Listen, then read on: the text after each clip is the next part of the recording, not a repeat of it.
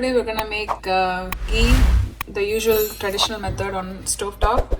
So I'm using unsalted sweet cream butter, 4 4-ounce sticks. So each stick will look like this, and it has to be a heavy bottom pan and nothing major to it. You just put these in a heavy bottomed pan and let it cook for 15 to 20 minutes.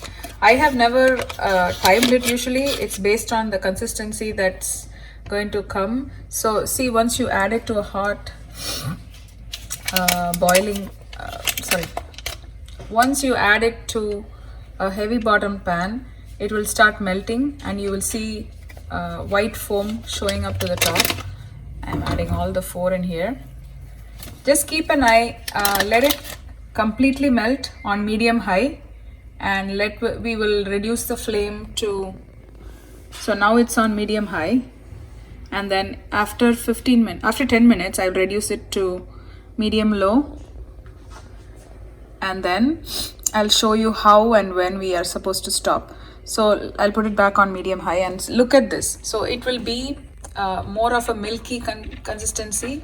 Now we are going to allow this to melt completely and it will become clarified, which is going to be a clear gold liquid. This is ghee. It's as simple as making hot water. You just boil it and it's pretty much done. So you don't have to buy boxes of ghee from anywhere else. You can just make it at home. I will show you after 5 minutes. Please don't mind the background sound. My dishwasher is running. So I wanted to show you the crackling sound that you hear in here. It's nothing but the milk solids that are being cooked down. Every time you hear a crackle, don't worry, just take a spoon and mix it. Okay, it has not been 5 minutes yet, but it has already melted. Keep an eye, it will boil over sometimes. Just keep an eye, it hasn't melted yet. So this white foamy substance will become clear gold liquid. It's like magic. I'm not sure if you can see underneath, see the milk solids. So there are a couple of methods how they help this clarifying process happen sooner. Some people add salt and some cumin seeds. It's actually tasty if you do that, but then if you do that, that particular ghee batch has to be used only for savory purposes. You cannot use it for any sweet purposes. My kids don't like the smell of cumin seeds or salt, so I prefer to keep it as salt. So this is boiling over. I'm going to reduce the flame and I will not allow it to boil over. I'm just going to do this. Keep stirring, keep stirring. You can use a bigger pot if you're not comfortable watching this process. I'm used to it, so I'm just doing it.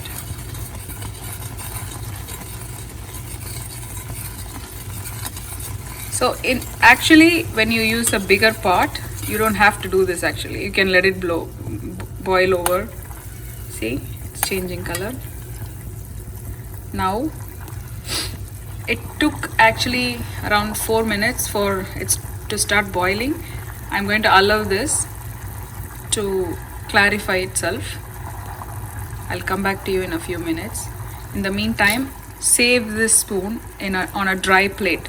Do not put wet stuff. If you put wet spoon in it, it's going to burst out and it will make a big sound and a mess. So just make sure you put it on a dry plate. The sound that you hear in here, this sound you want to hear. So this is when the milk solids are being cooked. So you want this sound to happen. It's 10 minutes now. So look, can you see? It's getting clarified. It's not ready yet. It's going to turn golden yellow. So let's cook for another 5 minutes. Do you see it? The milk solids that are like on the spoon. We will filter it at the end though. So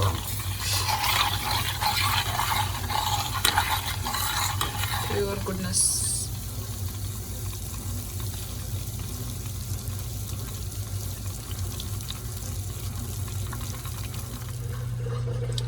So it's been 15 minutes and you see it is now golden and the milk solids have turned brown, which means ghee is ready. Now you can smell the nuttiness of the ghee, and it's really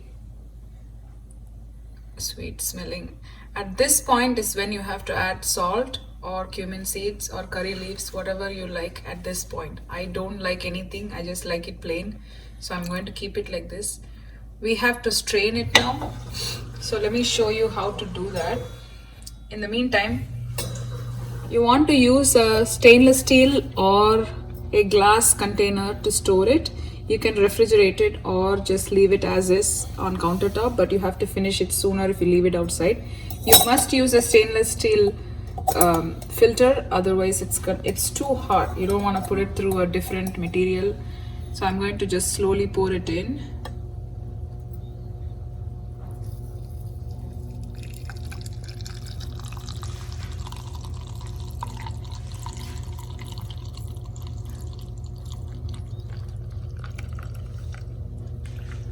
This is the money shot.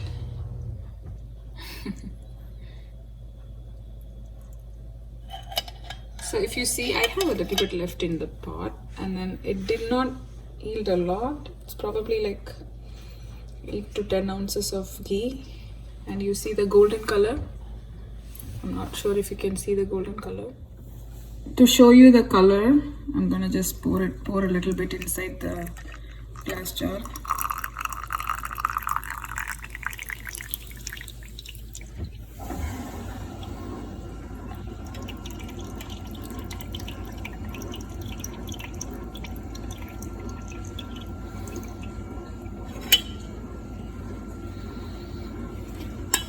So the ghee is ready. It's nice and golden.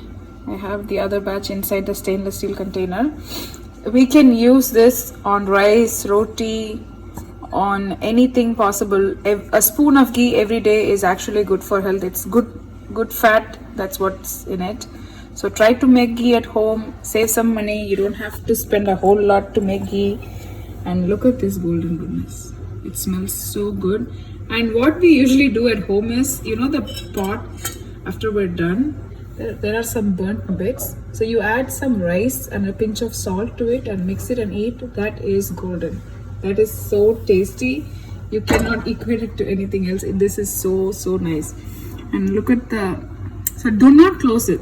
Before I forget, do not put a lid on it. It has to just chill like this. It has to cool down.